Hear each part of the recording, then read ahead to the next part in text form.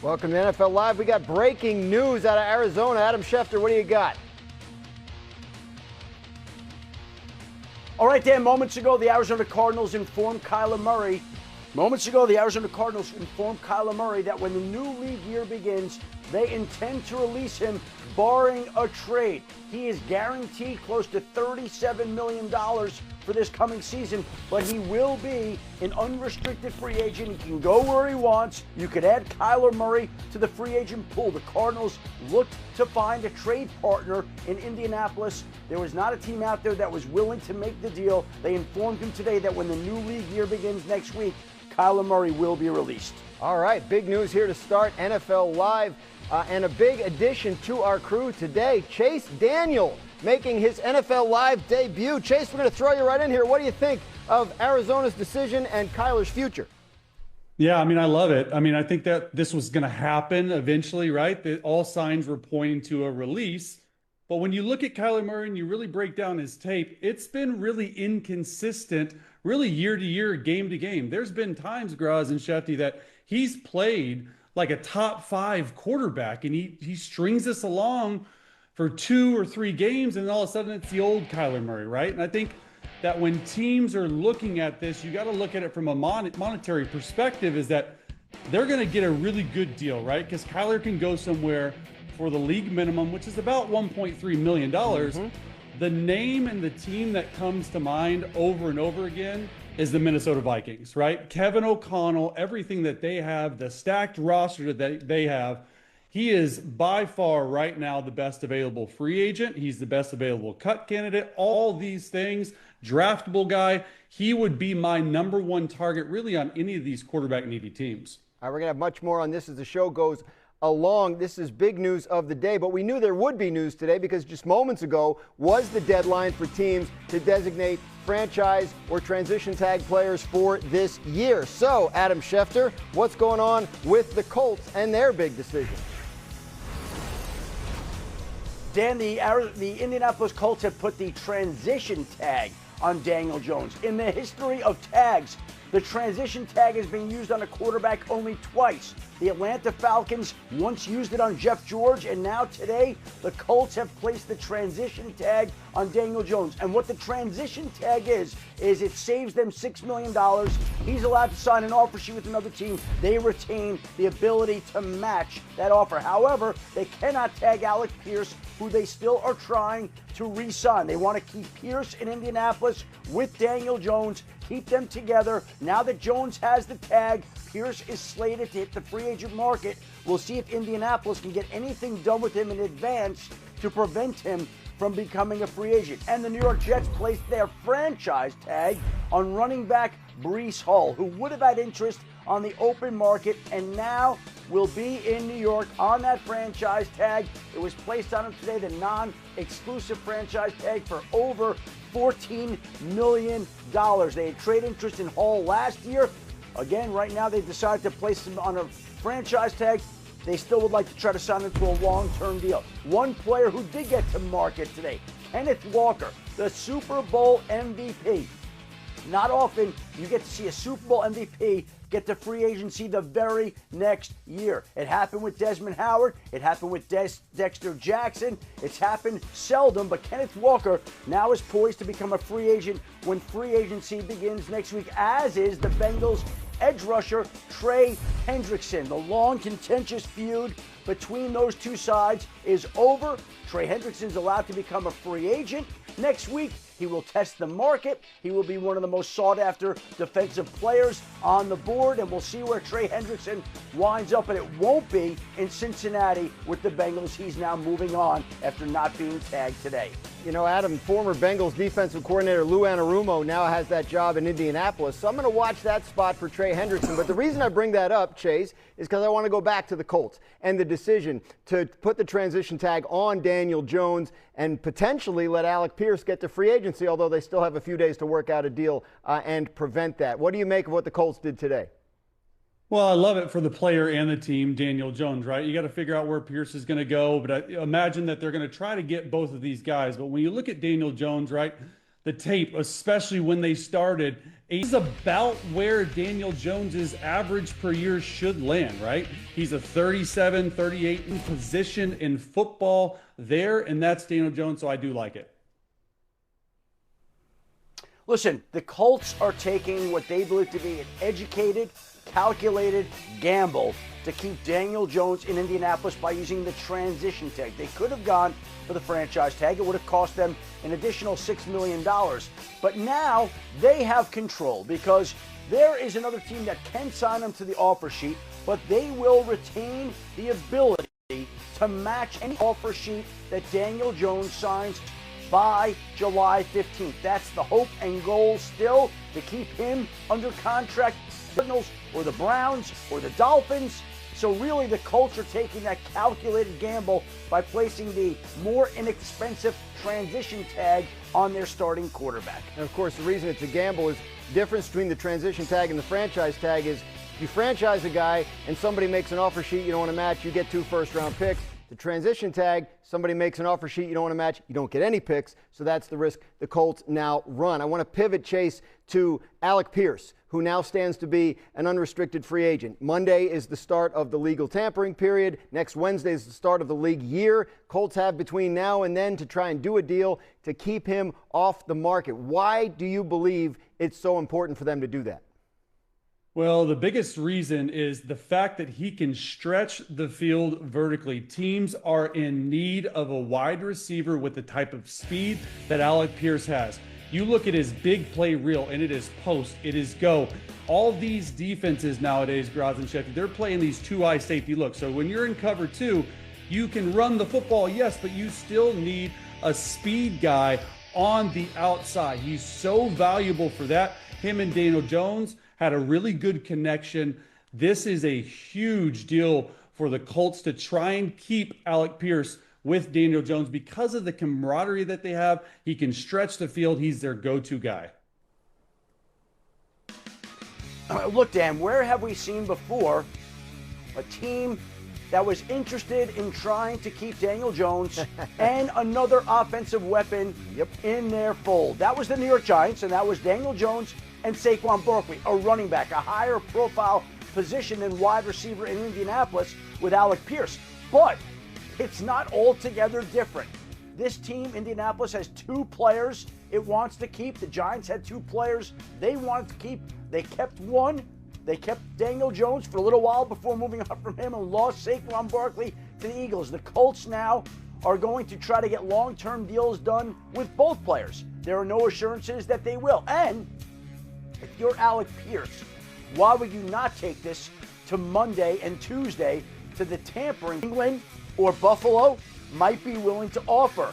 So we'll see how that plays out. Indianapolis is determined to get him back, but Alec Pierce right now is in a position of power. Yeah, I'm sure all the Giants fans are watching. Appreciate you reminding them of how the Daniel Jones, Saquon Barkley situation worked out a few years ago. Worked out well for Daniel Jones and Saquon Barkley. Not so much for the Giants. I do believe that having Daniel Jones in the fold for sure is a helper in terms of getting Alec Pierce, getting Alec Pierce to stay in Indianapolis. We had surprise news, Adam, out of Chicago today. What is it?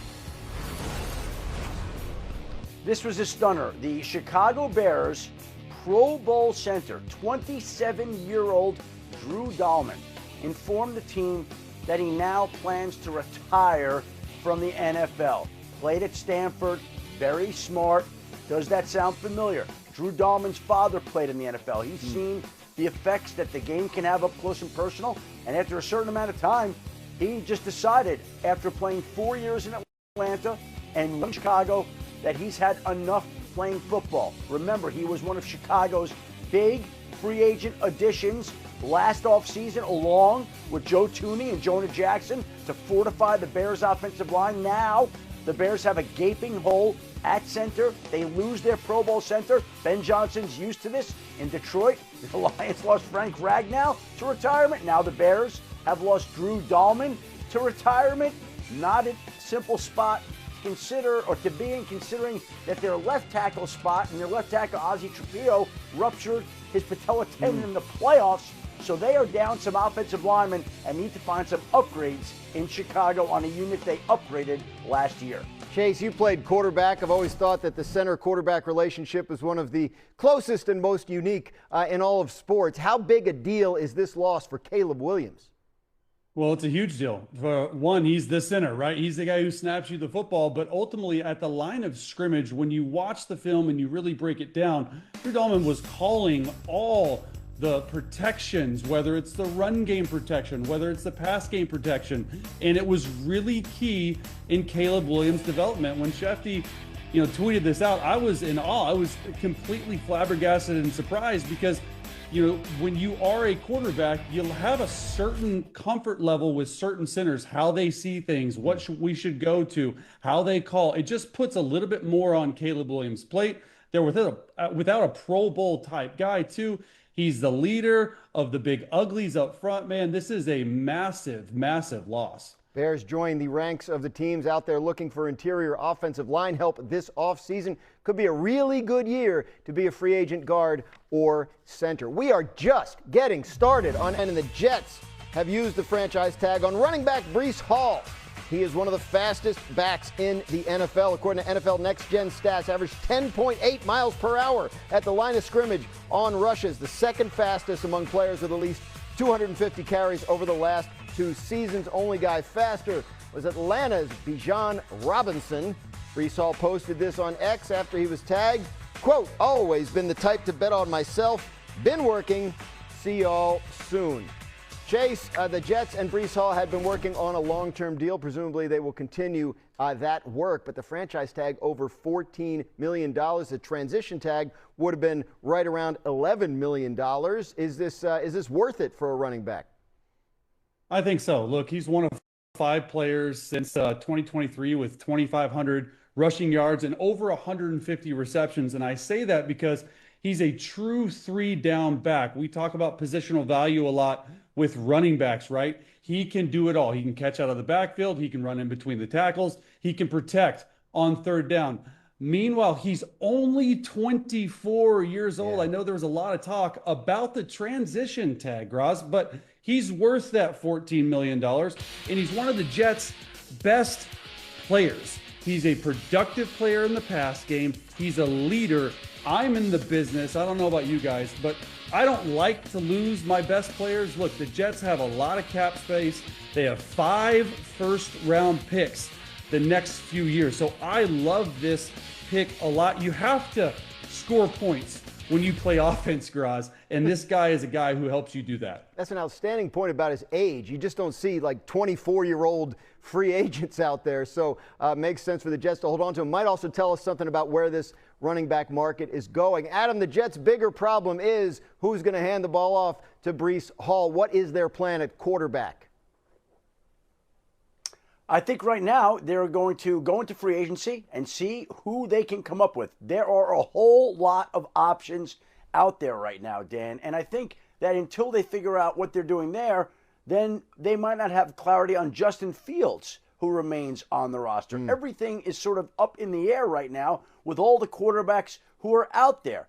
You have Kyler Murray added to the mix today. Malik Willis is going to be a free agent. We have Tua Tagovailoa, who's expected to join that pool. Again, we'll see how the Jets decide to handle it, what approach they take. But I think right now it's wide open, and this still could go a lot of different ways. Yeah, I mean, look, this is the most important position in football, and it's something that the Jets have not been able to figure out. Look, you got to figure out the defense, but if you're going quarterback-wise, like I'm a Mizzou guy. Brady Cook went to the University of Missouri. I don't think he's the answer. I think you got to have a guy under Frank Reich like a Kirk Cousins or somebody of that nature to come in and actually play football at a extremely high level. You look at Marcus Mariota. He's out there as well, too. Both of these guys know that they're going to be bridge quarterbacks because you have 3 first-round picks next year. I would not go out. I would not draft a guy in the first round. I would not do any of that based on the class. And I know we talk about this class was supposed to be really good. Next year's class, Arch Manning, Julian Sayin, Dante Moore, I think they got to have that in their future. But I would say, hey, sign a veteran like Kirk Cousins or Marcus Mariota to come in and compete and sort of right the ship. Funny you mentioned the draft, because we do have one of our outstanding draft analysts, Jordan Reed, joining us now on NFL Live. Jordan, you just did a 2-round post-combine mock draft. Jets have 2 picks in the first round. They got 2 picks in the second round. Which way do you see them going? I think you guys hit the nail on the head. They shouldn't be in a rush to draft a quarterback this year. 5 first-round picks over the next 2 years. They need building blocks on the roster. And honestly, I don't think they're far away offensively outside of quarterback. I like the areas that they have addressed in years past, getting the 2 offensive tackles in Olu Fashion and also Armand Mimbu. But this year, it's time to address the defense. And I have them starting off with Arvell Reese, who I think is one of the best defensive players in this year's class. Linebacker, edge rusher, it doesn't matter. You need those building block type of players on Aaron Glenn's defense. You need somebody that can disrupt as well. He's able to do that. Figure out what position he's going to play. It doesn't really matter. You need these blue chip types of players on the defense. Arvell Reese definitely brings that right away from day one. Jets with a lot of picks and a lot of decisions to make here over the next couple of months. We have a lot more to do on NFL Live. When we come back, we're going to get back to the breaking news that the Arizona Cardinals are planning to release quarterback Kyler Murray at the start of the league year next week. Kyler just put out a statement, and we will bring it to you next. Stay tuned. You're watching NFL Live. Arizona, Adam, get everybody caught up.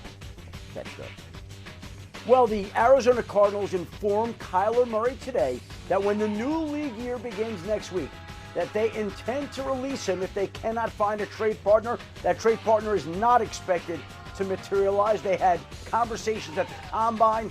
There was not a lot of interest then.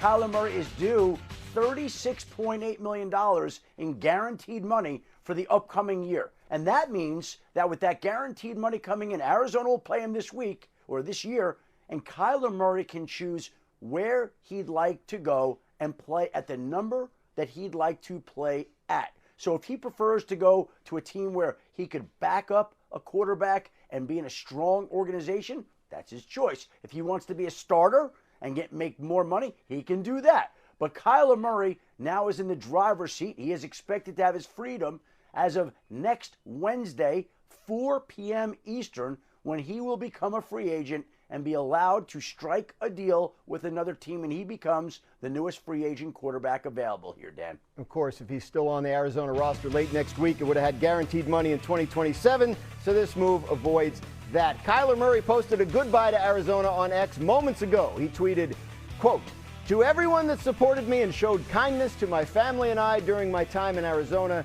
from the bottom of my heart, thank you. I wanted nothing more than to be the one to end the 77-year drought for this organization. I am sorry I failed us. I wish this community and my brothers nothing but the best. I am no stranger to adversity. I am prepared for whatever's next. I trust in God and my work ethic. I truly believe my best ball is in front of me, and I look forward to proving it. Godspeed." So Kyler out in Arizona, and how about this? Jordan Reed has the Cardinals trading back up into the first round to take a quarterback at 28 overall in his latest mock draft. That quarterback is Ty Simpson of Alabama. So, Jordan, take us through your thought process there on the Cardinals landing Ty Simpson. Well, one of the worst kept secrets at the Combine was Kyler Murray not being on the roster next year for the Arizona Cardinals. So my thinking behind that was, this is a clear landing spot for a young quarterback. And then also, how about them catapulting over the Rams, who I think is another team that could be in the market for a young quarterback that's in the division as well. You look at the landing spot for him with Mike LaFleur that has a lot of Sean McVay type of principles. I think Ty fits really well in that type of offense just because he's really good with playing on time. He does really well with exhausting progressions, getting to that third, fourth, fifth option, all the way back to the backside dig and the check down, which is some of the things that he's going to have to do in the LaFleur's offense. They also have Jacoby Brissett already there under contract. We'll see if he's going to be there this upcoming season. But you have to remember, Ty only has 15 career starts, which is very dangerous territory when we're talking about taking a quarterback in the first round. So he's not going to be ready initially. So you have to have that placeholder in place. But as far as the schematic fit, I really like it with LaFleur's offense. Yeah, I couldn't agree more. And when you said jump up above the Rams, I agree with you because I really like his fit with the Rams in Sean McVay. If not, then why not go to Arizona and Mike LaFleur? And you look at this offense, right? It is all timing-based offense. Put Ty Simpson under center, put him in the shotgun, run some RPOs. Very intermediate and short routes are thrown. A lot of motions, a lot of personnel groupings to try and trick the defense. And you hit the nail on the head, Jordan. I think that he does need to actually sit for a little bit. That's why I like the Rams for him. So if he does end up getting to the Arizona Cardinals, I like the fact that Jacoby Brissett may be playing and starting, similar to sort of like a Drake May type thing, which he's had that happen before. I just think that Ty Simpson definitely needs a little bit of help getting ready to make that next jump to the NFL. And Jacoby Brissett is just the kind of quarterback that you want around to tutor a young quarterback. He's somebody that many teams have gravitated to in the past. They'll continue to gravitate toward him in the future. He's made of the right stuff and the kind of guy you want on your 53-man roster and in your locker room. But the Cardinals still are expected to add to that quarterback room. Everybody knows that Mike LaFleur, brother of Matt LaFleur, who coached Malik Willis, maybe they're interested in Malik Willis. Maybe they want to wait. But they are expected to add another quarterback to that roster with Kyler Murray's departure. We'll see whether they decide to do it through free agency, a trade, the draft. They're going to have some options with the third overall pick in the draft. That's not quarterback range, but maybe they decide to parlay that pick into more picks in the 2027 draft that is so loaded with so many top quarterback prospects. Who knows? And if they do as Jordan suggested and end up with Ty Simpson, they're getting a guy that started out hot last year, had a rough second half, but maybe in position to turn it around if he lands in the right spot in the NFL.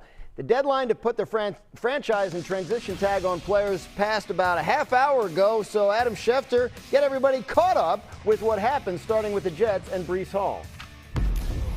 Yeah, we're going to start with Breece Hall, Dan, and he got the franchise tag today. The Jets went back and forth about whether to do the franchise tag, the transition tag, and ultimately they had a sense that there would be some interest in Breece Hall around the league. They didn't want to lose him. They tried to work out a long-term deal. The long-term deal did not materialize, and when it didn't, they placed the franchise tag on him earlier today. He's locked into New York for the upcoming season. On the other hand, the Seattle Seahawks did not tag Kenneth Walker, the Super Bowl MVP. The Seahawks would like to extend Jackson Smith-Njigba and cornerback Devin Witherspoon and re-sign other players. There is a Super Bowl tax that is paid by any Super Bowl winner, and it makes it difficult to retain everybody. Now Kenneth Walker allowed to become a free agent. Also allowed to become a free agent, Trey Hendrickson, who bid goodbye to Cincinnati on Instagram just minutes ago with a message thanking the Houday Kingdom for its support over the years. Hendrickson now will become a free agent. He'll hit the market. He'll be one of the top defensive players available next week in the free agent pool, and he will be moving on from Cincinnati. However, right now it looks like it might be difficult for Daniel Jones to move on from Indianapolis. The Colts took the rare step of putting the transition tag on Daniel Jones. Not the franchise, but the transition. $6 million cheaper, and it gives them the ability to match any offer sheet that Daniel Jones might sign with another team. But in using the tag on Daniel Jones, the Colts could not tag wide receiver Alec Pierce, who's now allowed to become a free agent. And he is expected to be one of the more in-demand players in the free agent market next week. A lot of teams need wide receivers. You could see New England and Buffalo both being interested. However, Indianapolis is determined to try to keep Alec Pierce. They've been actively negotiating with him. We'll see if they can figure out a solution to keep him in Indianapolis, but they feel like the tag with Daniel Jones is a placeholder while they discuss a long-term deal, and they'd like to get Alec Pierce done as well. So two players who remain a top target for the Indianapolis Colts. Yeah, Alec Pierce led the league in yards per reception each of the last 2 years. Will be very interesting to see if he gets to the open market, how many teams pursue him. Chase, what do you think of this decision by the Colts to prioritize the quarterback and potentially risk Alec Pierce hitting free agency?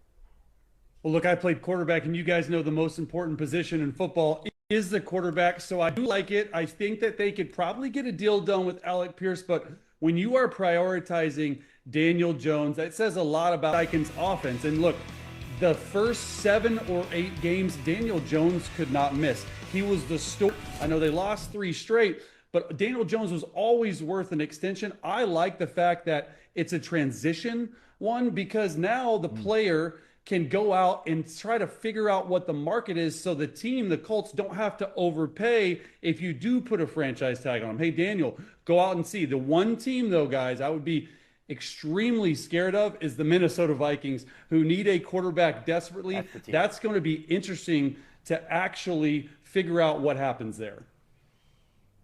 And, Jace, I think that's the one team that would be on the Colts' mind. The issue is, though, the Vikings are cap-strapped right now. They've got a lot of financial issues. They're obviously looking right now to deal Jonathan Grenard, their Pro Bowl pass rusher. Not easy to fit a contract like Daniel Jones into your salary cap. However, it's the quarterback position, and you do what you have to make that position work. But that was part of the Colts' thinking today in putting the transition tag on him. They retain the ability to match any offer sheet that he signs with any other team, whether that's Minnesota or not, and the NFL has banned the use of poison pills. So if Minnesota or any other team wanted to try to get creative to come up with some clause that would prevent that team from getting Daniel Jones back to the Colts, that's not allowed anymore. And so it's set up for Indianapolis to still be in a position to keep Daniel Jones in Indianapolis. Jordan, I want to go back to Alec Pierce for a second. Colts don't have a first-round pick, result of the Sauce Gardner trade, but your latest mock draft was 2 rounds. Do you have a receiver that would work for them if they wait till the second round to do it?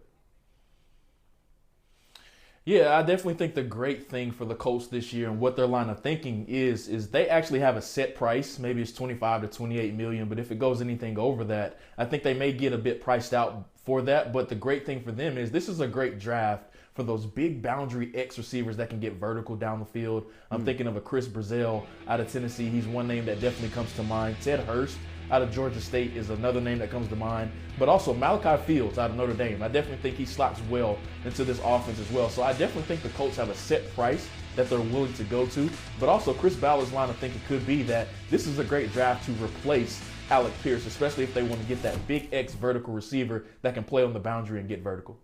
All right, when we come back on NFL Live, we're going to continue to dig into Jordan Reed's latest mock draft today, and it's full of surprises, but no surprise for Las Vegas at the top as he has the Raiders taking Indiana quarterback Fernando Mendoza. Jordan, let's start there. You came out of the combine convinced this was the pick?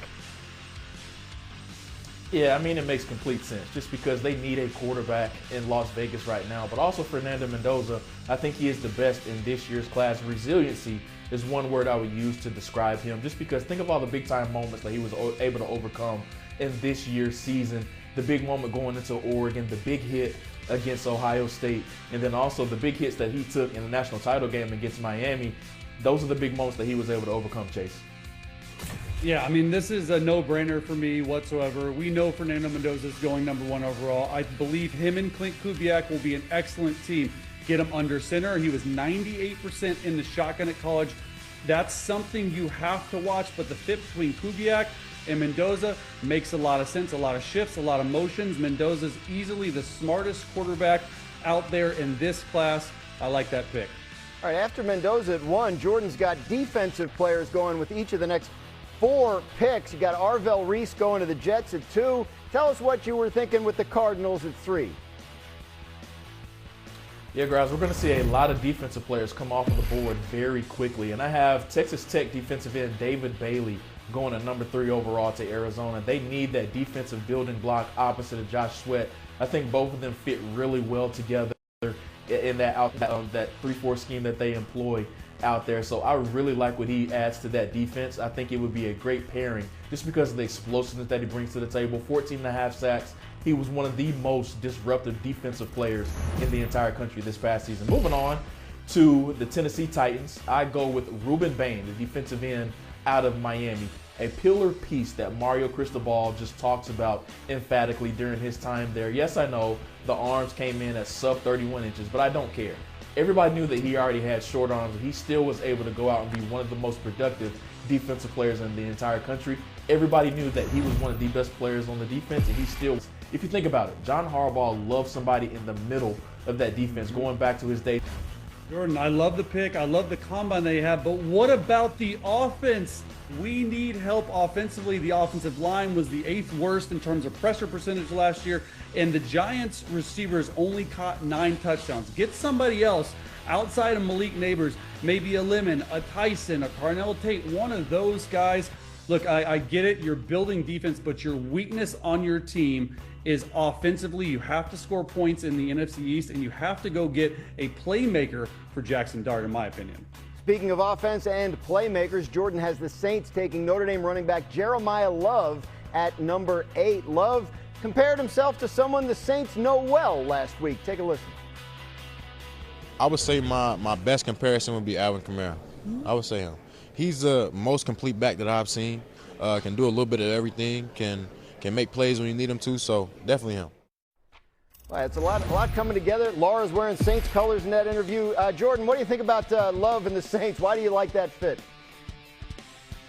It's all about surrounding Tyler Shuck with adequate weapons. And you have to remember, Alvin Kamara, the name that he mentioned, is going to be 31 years old, and he's entering the final season of his deal. So why not go ahead and get the heir apparent behind him? Jeremiah Love adds so many things to the running game, but an underrated part about his game is what he adds in the passing game. He brings that Jahmyr Gibbs type of fear factor to the table where you can play him in the slot, you can line him up out wide, you can line him up in the backfield too. That's why I love the fit. You're telling me the best overall player from top to bottom in the entire draft will be there at 9 for the Saints? Sign me up. Look, I was there in 2017 when the Saints drafted Alvin Kamara. I saw firsthand his development. I think that this guy right here, Jeremiah Love, he can be better. He has a ceiling of that. He's a 3-down back. He's explosive. He's exactly what Tyler Shuck and the Saints need to make that next jump offensively. I like that pick a lot. That was the pick at 8 for the Saints. At number 9, Jordan makes Patrick Mahomes and Chiefs fans everywhere happy by giving the Chiefs a receiver. Jordan, take us through your thought process there. Well, the Chiefs desperately need somebody that can defeat man coverage, and there was nobody better in the country last season than Carnell Tate. I really like Carnell Tate in this Kansas City offensive scheme just because of the explosive factor, especially the down the field factor that has been missing from the Chiefs offense, especially since Tyreek Hill has been gone. Honestly, they haven't had that down the field weapon that they can consistently go to. Carnell Tate, in my opinion, he's not as productive as this guy coming out, but the player that he reminds me of is Devontae Smith when he was coming out of Alabama. That long, slinky build that can really take advantage of defenses down the field. Put him opposite of Rashee Rice. I like it. I was with Andy Reid for 3 years. He loves to get his playmakers in space. I agree with you totally. Find a way to defeat man coverage, because teams this past year, they're coming up and saying, we're going to play press man-to-man. You don't have anyone that can beat man-to-man coverage. You get all those guys, plus maybe a Travis Kelce back, plus maybe somebody else at a running back in the free agent market. The Chiefs are retooled offensively, and you still have the best player in the world at quarterback in Patrick Mahomes. You know, Chase, a guy who might fit for the Chiefs at running back is the untagged Kenneth Walker, who could be headed to free agency next week. And when we come back, we will dive